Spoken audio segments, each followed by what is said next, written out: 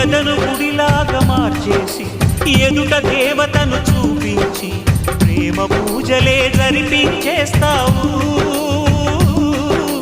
ఇంత మాయలో పడదోసేస్తావు.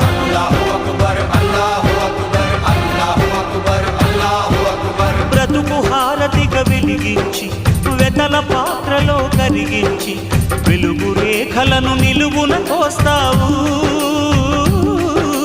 విలువ చీకటిగా మిగిలించేస్తావు. నిండు ప్రాణాలు కదిలిపోతుంటే కంటి నీటితో కాల్చేవు. బండరాయిలా నువ్వుంటావు కనుకనే బాధపడలేవు.